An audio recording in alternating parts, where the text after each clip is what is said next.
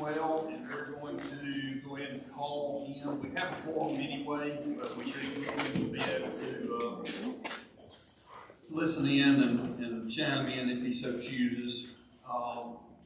Hey, we'll go speakerphone, so we just okay. You don't sound bad.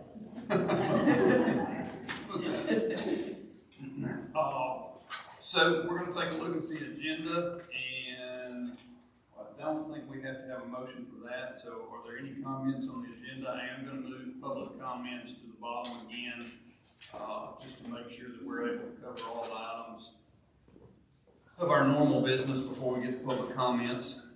So we good with the agenda? Okay. Can you take a look at the minutes of the last meeting?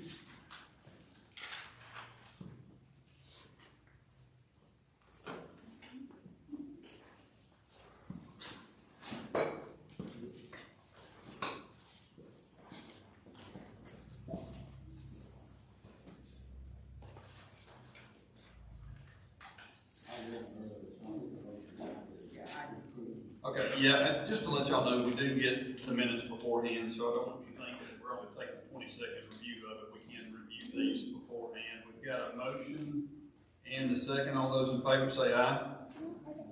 Any opposed? Motion passes. Approval of the minutes. We'll move to public comments, board chair comments. Not really anything. I mean, well, let me say this. We are getting on that time of year where people start having thoughts about giving and what all we should be thankful for, and realize just how blessed we are. If you have plans to give before the end of the year, you find it in your heart to make the library one of the entities that you'd like to give to, we would certainly accept those. I also want to reiterate that, look, it's been a tough 14, 15 months now, probably with increased attendance and with certainly rhetoric going back and forth. We, as a board, try to make sure that we don't have an agenda. We're really just looking for what's best for the library. I hope we've done that. We're not going to please everybody, regardless of which side of some of these issues you're on. There's no way to split the difference and make all parties happy. That's just where we are. But I will say that based on the number of book challenges we've had, which I think is 3 during that time, and based on the fact that some of the rhetoric around what is actually in the policy manual has died down, I don't get the impression that people are upset with April or her staff. And we bring this up each time that we do feel like, as a board, she's doing a wonderful job. We do feel like we have a wonderful staff here. We think they're understaffed, and we think that they work very hard. So again, just want to bring that out to everyone's attention that we are pleased with the people we have. We are pleased with the library we have. She's going to go over some numbers later. We're pleased with the volume. So keep that in mind when you do get up here to speak in your public comment section. If you want to aim your rhetoric at me, that's fine. Certainly not everything I've done has been perfect. But as a board, I think we can all say that we're trying to do what's best for the library. It's impossible to do what's best for every single individual in the community. But I do think that we need to thank April and her staff. Financial reports. So we've got a stack of papers over here, and I guess Stack. Yeah. If we look through deposits, withdrawals, and checks, where we are for monthly totals. Okay, so where are our bank balances? Is that going to be on a separate report? I see the ins and outs. Where's the final? received your city allotment and the TVA and Okay. So, For my more passive friend over here, what you said is, receive the city allotment, the TVA and lieu of taxes, state funding is coming as well. And so we're good from a cash position. Our investments are up year to date. Again, we have a very balanced portfolio, so some of that is going to be, you're not going to get the run up that you would typically get with equities because we have so much bond coverage in our portfolio as well, just to try to protect that principal. So financial reports, everybody good with where we are year to date? So have we, the city has approved their funding, or is that still coming? I have a seat. Okay. All right. Old business. We'll talk about college changes. All right. So Is this in this package too? it is in the front.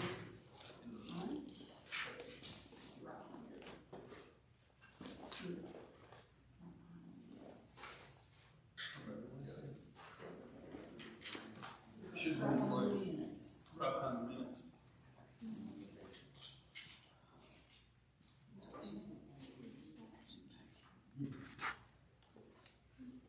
So, just the short synopsis of this is, we sent the policy changes to the state back in July, August, something like that.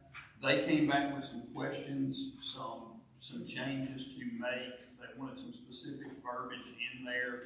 So, for example, we're removing children to minors, young adults to patrons under the age of 19. So there were some clarifications there.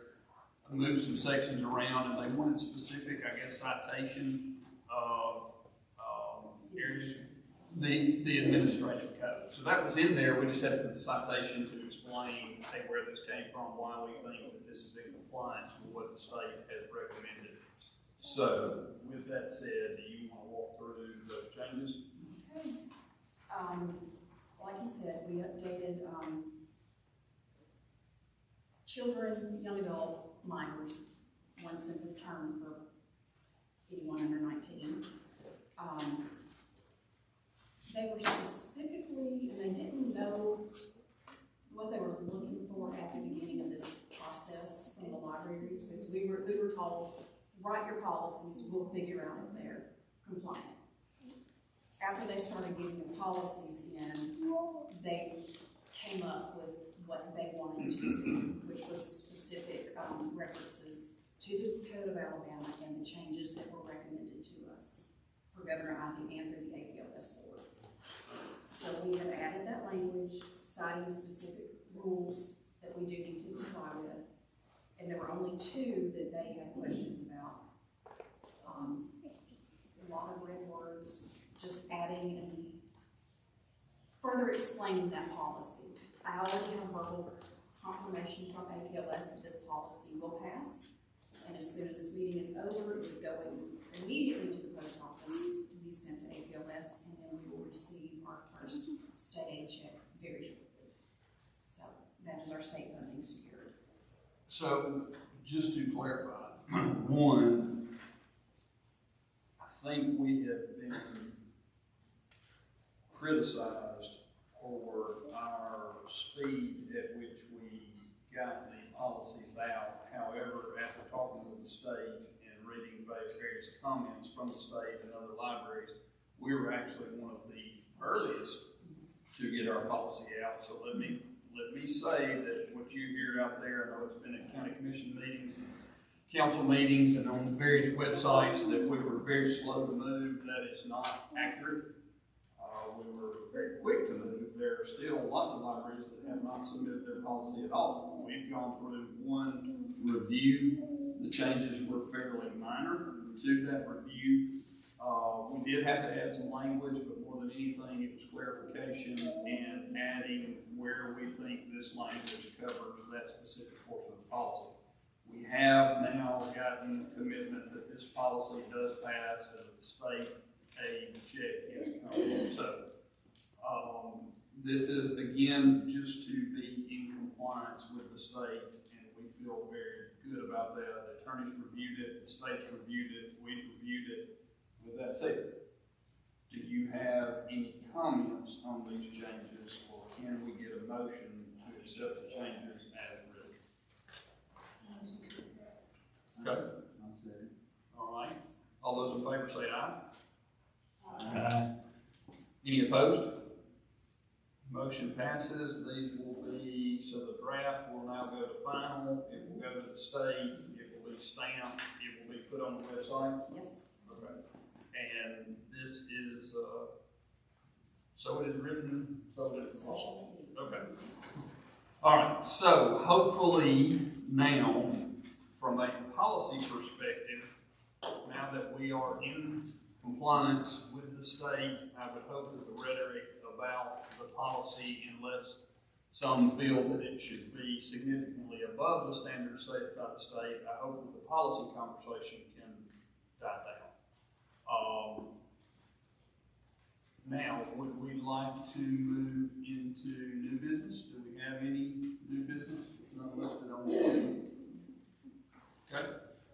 Anyone from the foundation here that can give a foundation report, not named Robert, who sounds very sick? April, I saw Amy. There she is. So we. I tell you what, Amy, if you don't mind, could you step up to the podium and take this nice little gadget, that's apparently a microphone? And just to let you know, so we are recording these meetings now.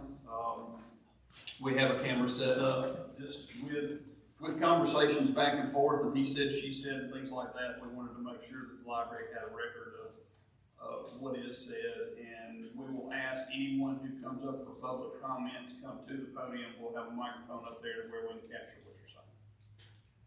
Thank you. Go ahead.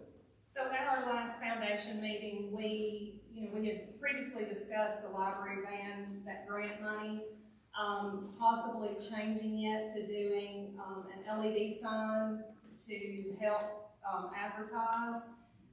However, after meeting with the city planning department, we have found that we fall within the historical area of downtown, so that LED sign is not allowed. So the old Kroger building was in the historical. It was historical. I wish it were back.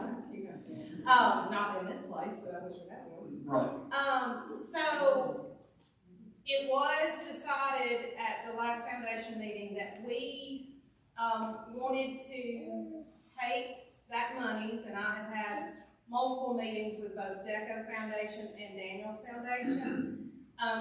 We are going to move that money or shift it more towards the summer reading program. We feel like that's a strong outreach program that we have here at the library. It takes a lot of additional salary, supplies and things like that. So I have spoken with both foundations again. I'm in the process of rewriting those grants, basically. Okay. How much was the dollar amount? So from DECO, we had 15.5, and from Daniels Foundation, we had 10. And so I am rewriting so that they can just present it back to their board for final approval on that. Neither foundation, both foundations said, we do not want to have to take the money back. We want it to be used. Would all 25.5 be needed for the summer 2025 programs, or can it be split over 2 years? I'm assuming it has to be done in one. Well, we have some leeway there, especially with the DECO money. Okay. One thing we also discussed was possibly making some cosmetic changes to areas within the library that are utilized by the summer reading program. Okay. For example, new carpet here in the community room. This is looking kind of rough, so we may make some cosmetic changes like that as well. I had already been in the process of getting some quotes already for the children's area and the classroom area to do some updates there. So some of that may also just kind of all feed in together. So things that not necessarily would be consumed next summer, they would be a benefit. Right. And we just felt that, you know, as far as community outreach, you know, other than going out in the community like we had originally talked about, this was our best, you know, our best way to utilize those funds. So, that is the plan right now. I really do not, DECO has given me until April to get all this, but I'm not gonna wait that long, because what I wanna do is get this taken care of, because the new grant season is about to open up, and I'm ready to move on and get some new things going as well. But I think it's wonderful, as long as we don't lose that money. The summer reading program is probably our most well-attended. I think mothers, in the community would, be very pleased by that, and some upgrades. I mean, I was just looking across the room, doesn't seem like this building's that old, but the stains in here are, pretty remarkable, and we try to clean it, and it just, some of this ain't gonna come up. So, things that will benefit the building of the library moving forward are a good thing. So, okay, thank you for what you're and doing. one other thing, we Yes. also I'm in the process of working with Limestone Legends, and we're hoping in February we'll have a billiards for books full tournament fundraiser, so y'all be watching for that. That's great. It's a good way to think outside the box. Director's report. Okay, so we're gonna roll into the statistics, because that's, I love my statistics. I have our year-end report, which is the colorful one. 77,000 people came through our doors last year. We only have door counters on one set of doors, so I know it missed some people, so that number should be bigger. We hosted 940 different programs, attended by 23,823 people. That's amazing for us. It is phenomenal. We checked out over 236,000 items. And if you give each of those items a retail value of $20, that provided a value to the community of $4.7 million. Y'all, and we do it. We're one of 7 libraries in the state that are charged to serve a population of over 100,000 people. We do this on a budget of $6.29 per person. Which will be the lowest out of those 7? It's the lowest out of the 7. Huntsville gets 20, Hoover gets, 50. We're doing a lot with what we have, and we hope that it is noticed and appreciated. We work hard to make sure that you're getting your value for your $6.29. Could we, I'm not necessarily talking about the financial statistics of the $6.29. We're grateful for. Yeah, obviously, wish we could get more. But should we contact a newspaper or somebody and say, hey, would y'all care to run an article on just the statistics and use of the library, just to let people know?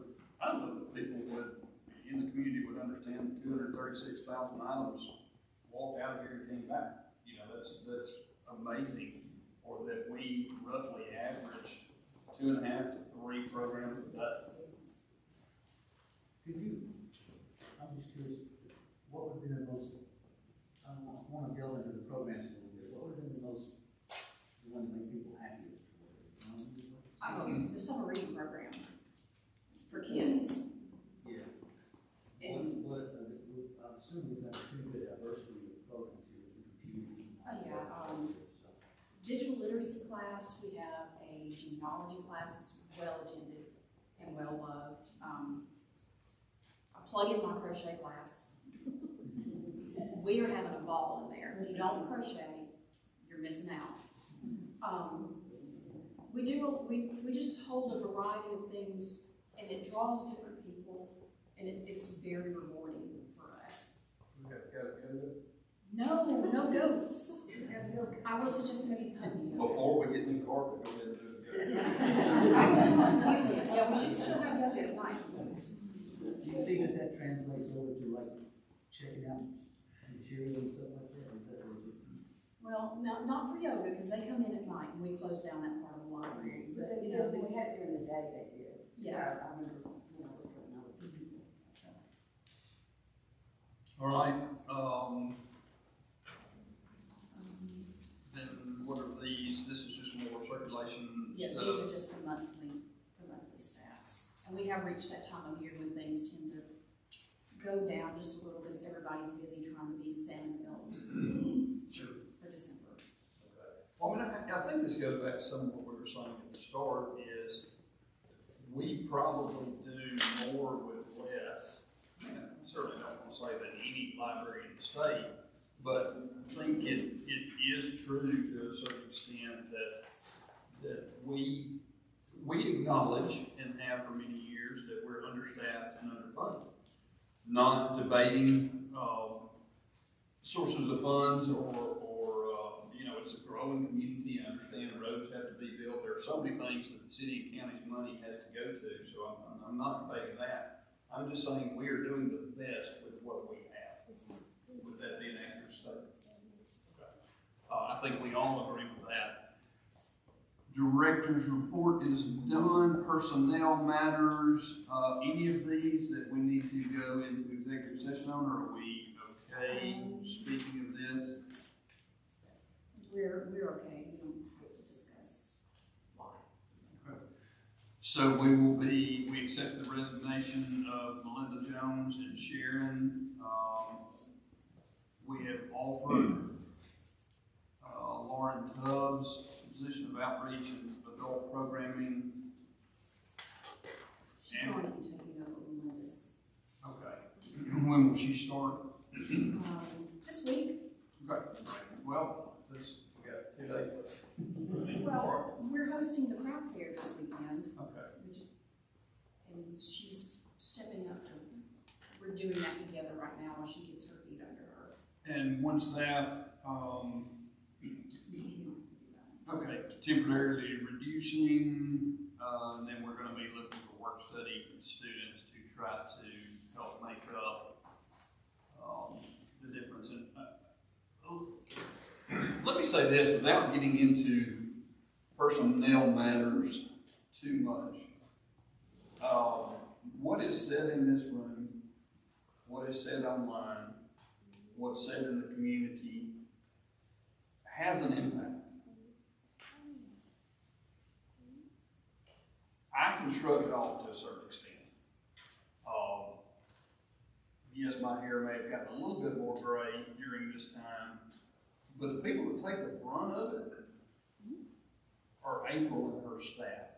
And this is not me calling out one group or another. I'm just saying in general, drama raises the blood pressure.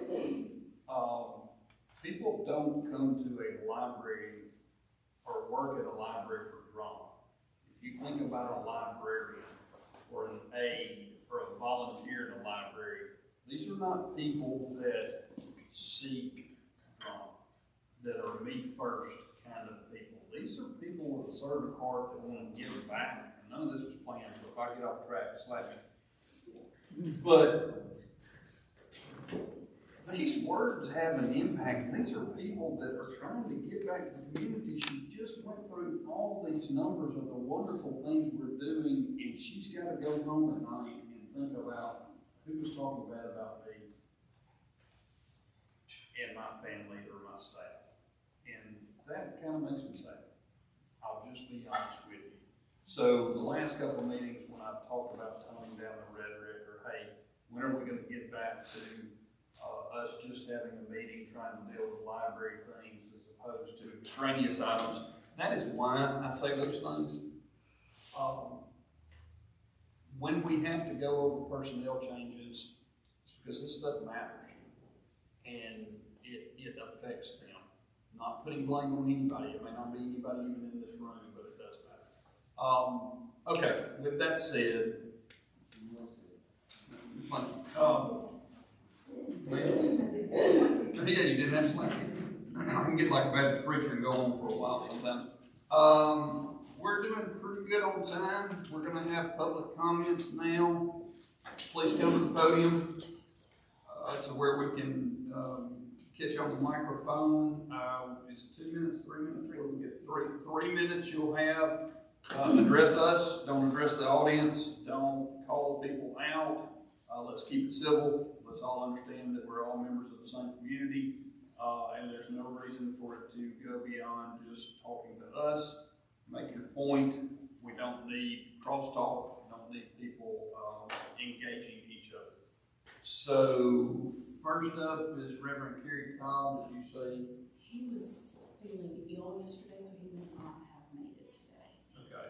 No, he's not. Rachel Homelak. 2 for 2. Barbara Hicks.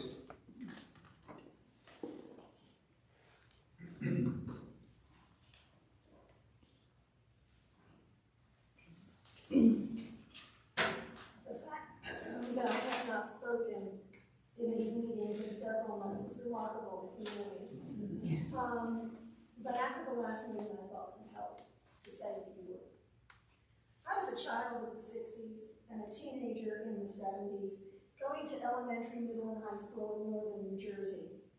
During this time, we had current events every day. We read in the newspapers about the fight for the Equal Rights Amendment, the Civil Rights Marches, Johnson's fight for the Voting Rights Act. We watched on TV as civil rights marchers were beaten with batons, hit with water cannons, attacked by dogs, and many times lynched. These things were not hidden from the children. We were watching history in the making, and we and our teachers were free to have discussions about these events. The very events that many groups are now wanting to remove from the children's section of the library.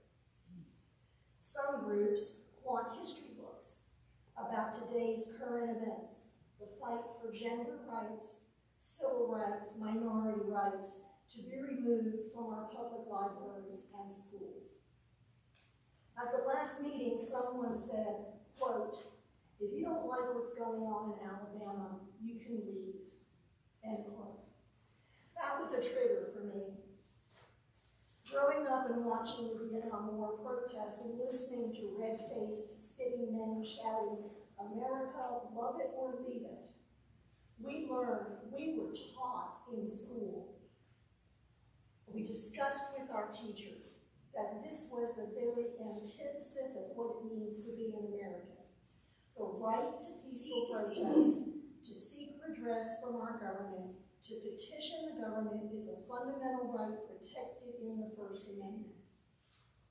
For better or for worse, for as much as I disagree with a lot of what's going on in Alabama, we're last in education, last in access to health care, last in infant and mother mortality. We have a constant redrawing of our voting districts to keep majority white GOP members in Congress. I have to stand here and say, this is my state, my home, and I will not leave it because my opinions offend someone. Everyone has the right to stand here in these meetings and to protest books, policies. And if they are ever denied that right, I will stand up and say, wait a minute. But I and everyone else also has the right to stand here in this meeting and disagree with those people. I urge the board to keep access to the historical record and current events, including gender stories, in the children and young adult sections with age-appropriate standards, as your staff is very capable of determining.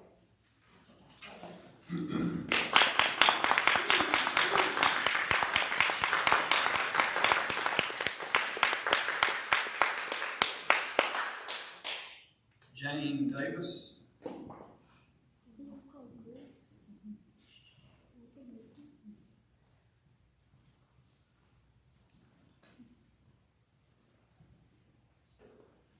I'm going to be very brief. I just wanted to consider these questions, and I know you have. What are the standards used to evaluate materials that people are disagreeing with? And what are the qualifications of those who judge? And to look for our library staff, because they're the ones who have the education and are discerning. And what is the goal of those people who are doing the judging against what is pro and what is con? Why are their standards wider? I just question that. And my main point is, why not use the idea of subsidiarity? If there's somebody that disagrees with the book, go to the lowest section and go on up. You don't have to start and make a big public thing about it. You don't like this book? You can say, and if the qualified people say, this is a book that we agree with what you think, it was inappropriate where it was. If they say no, then the person who's making the complaint can just make sure that their child does not have access. That's it, simple. Thank you.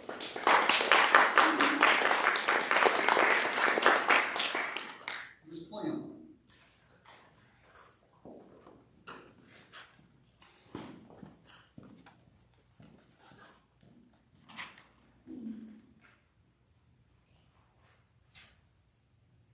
As I was leaving the library one day, going out the side door, I passed the section with the big bold signs that say these books are recommended for ages 16 and above. I stopped in front of the nonfiction section and read a few titles. Boy Mechanic, Public Speaking, Flawless Writing, Hearing Problem, Loving versus Virginia, The Twilight Saga, the official illustrated guide, Robot Building for Teens, the complete cookbook for teens, A Boy Should Know How to Tie a Tie, The Manual to Manhood, 50 Things a Young Lady Should Know, history books on the Romanovs, World War II, JFK, the Middle East, gear, gadgets, and gizmos, Rubber Band Engineer, possibly the most dangerous of these books. DK Science, Eats, Shoots, and Leaves, which is about the use of cause. Super Simple Math, Mental Health for Teens, Separate No More, which is about Brown versus the Board of Education. She Votes, Same but Different, which is about autism. What a lovely assortment of books. Also in this section is the collection of manga. Now I'm old school, don't know much about this, but I do understand it's a good way to get kids to read way before they're 16. Perhaps you've heard about the Huntsville Library putting videos like Captain Underpants and Diary of a Wimpy Kid, Moana, Frozen, and Coco in a section for older kids. Like 15-year-olds would become dead watching Captain Underpants. Do you see the parallel here? It's not just a Huntsville thing. Our library is forced to make age recommendations to appease the powers that be in Montgomery, those that hold the purse strings. Recommendations should be primarily useful for patrons. I know they can get 3 different tiers of library cards, but parents who may be unaware of political shenanigans are looking for common sense guidance. And libraries are about access, not limitations. Thank you.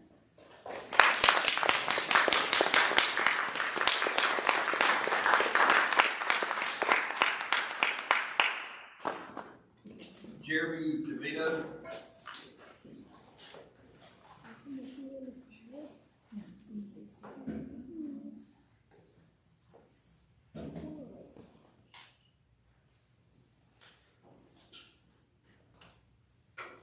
Good afternoon, members of the board. This is my first time speaking here at the Public Library.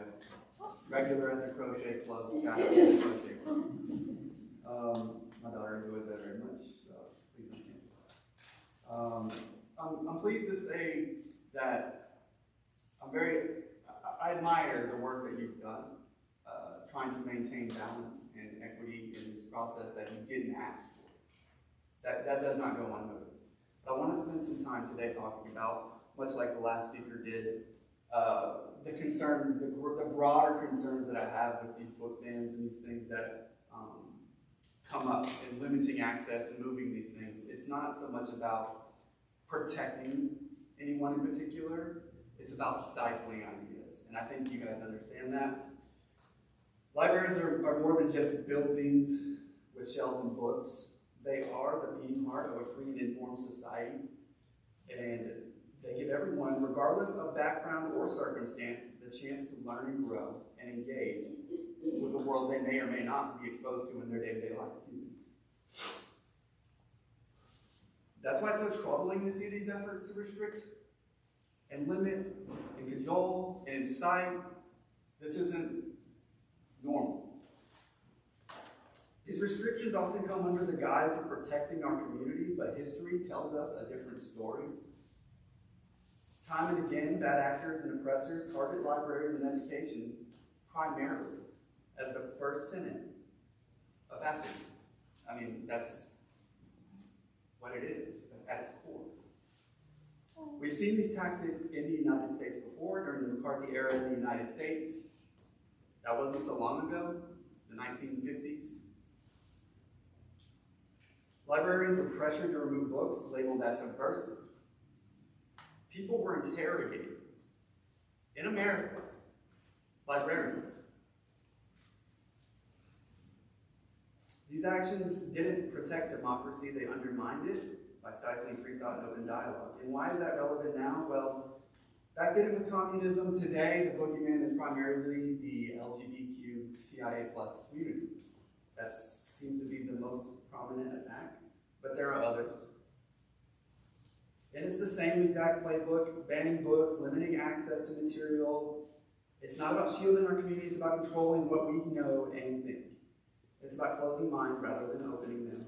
And libraries, by their very nature, stand against this.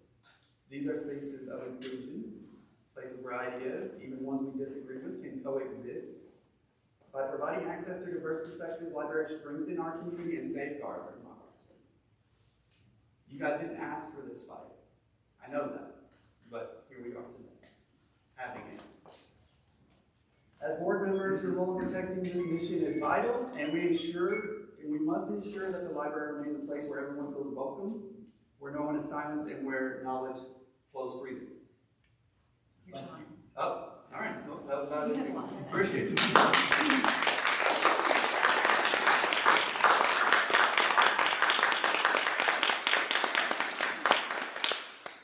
Just a point of clarification, when the buzzer goes off, we don't expect you to just stop. We give you some, no. With the caveat. I want to let you be able to finish your sentence, your thought. We just don't want it to go on 20, 30, 40 more seconds. So if you get caught mid-sentence, finish your sentence, we'll give you a couple more seconds. Kristen Wales. Me? Just wait with me.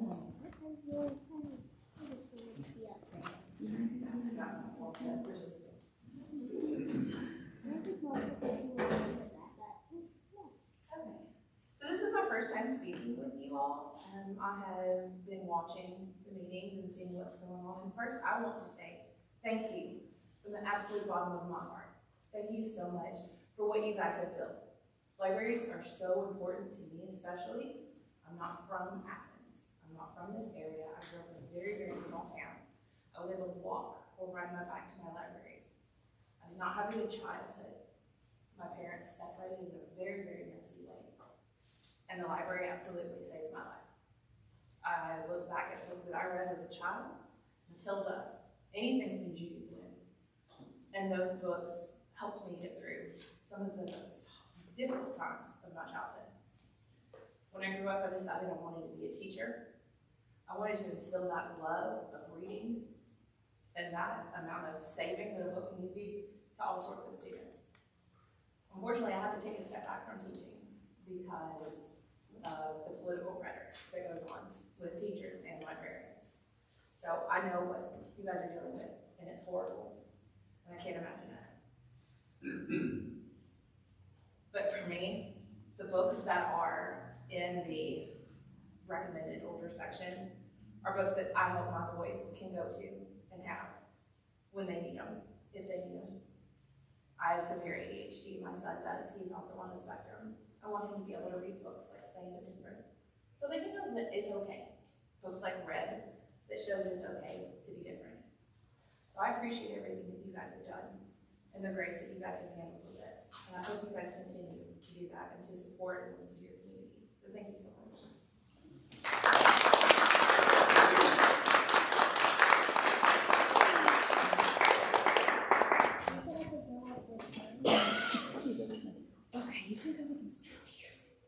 Melanie?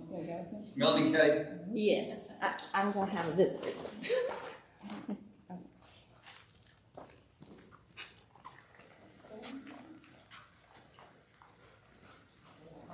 I just have one second before you turn the camera on. Yeah. He was upset he didn't turn on this mama. Okay, you wanna stand? Okay. You wanna stand up here?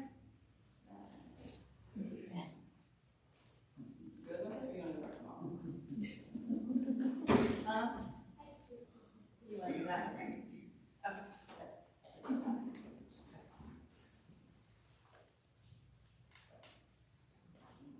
Hang on, we got 30, you got 32 minutes. I was, my phone is sitting here twitching. Yeah, that doesn't seem right. Okay.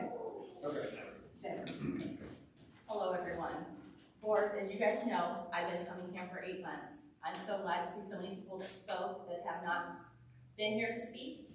And you guys know, there's a tagline that I say pretty much every time I speak. And it's that diversity should not only be tolerated and accepted, but it should be celebrated. And I mean that from the bottom of my heart. And the Reverend's not here today. I'm definitely not a Reverend, but as I mentioned the first time I was here, I'm a granddaughter and a daughter of a Southern Baptist preacher. I've never brought up my beliefs in these, but I was raised on this. And what I took away from this book was that we love our neighbors, we love God, and we love our neighbors. And we show that by how we act. We have to be self-aware and how our actions affect everyone. And so what I've always said is that libraries are for everyone. That's what I try to represent when I come here. They're for absolutely everyone. They're for people that don't look like me, do not think like me, do not love like me. And I'm so thankful. I'm sure the board got my email. The news covered in Huntsville. I went there last month. And finally, thankfully, Moms for Liberty admitted that they're the ones coming. I mean, there's other people too in organizations. But I'm very thankful for that because I don't want to sit up here and talk about Moms for Liberty. I want to talk about loving my neighbor. The agenda, like everybody else touched, it's authoritarianism. It's anti-LGBTQ. They go after DEI, which is diversity, equity, and inclusion, which my tagline, that tagged it right in there. That's why I'm here. And that's too much stuff to remember, the anti-stuff. All I'm gonna focus on is the love. And as I've said before, I'm gonna keep showing up and speaking on love. And I'm gonna join arms with all of my neighbors, whether they're black, brown, red, blue, gay, trans, no matter what. Because when you come after one group, you affect all of us. And I will be part of leading and joining arms if anybody would like to join that cause. Even those that come and speak against it, come on over. Love's better. I promise you it is. That's all I have to say. Thank you.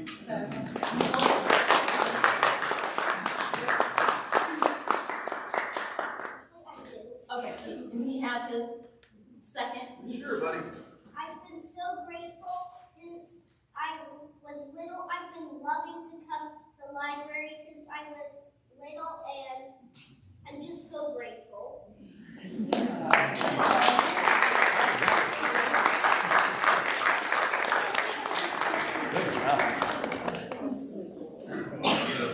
Tissue for April. I swear. He did excellent. So do we need to close this meeting off the Yes. Anything else, guys? So River, Cobb, and Rachel, neither one. All right. I think that's one question. Okay, so we are going to get our money, this is going back at the tax spot. We are going to get our money from the state. Do we get money that we missed? We have not missed it yet. The checks usually go out in December. Okay. We have not We're missed not it. behind. Okay, we're not, all right. I have a couple other good news things. Yeah, absolutely. A couple of other little good news things, and I promise y'all can go home. Tomorrow, we are hosting a donor appreciation coffee in this room. Everyone is welcome. It's just a small way for the foundation and us to show gratitude to those of you who have supported. Charging $1,000 a cup. It's an appreciation coffee. Maybe we'll do it for free, and maybe they'll give you some more money. What time is it? 9:30 to 11. We're hosting the Winter Craft Fair Saturday from 9 to 4. I will not be in crochet class. So we will be keeping this portion of the library open past closing time so that people can come and shop for those last minute holiday gifts. Because this is sales of crafts, not creating. Not creating crafts, this is come by. And a couple of history matters. 10 years ago, in the last couple of days of December, we opened the doors to this new facility to the public. Our grand opening was in January of 2015. So, and March 22nd of 2025 is the library's 55th year of service to the citizens of Athens and Limestone County. So, and I've been here for 27 of them. Wow. It's been great. Well, thank you for your service.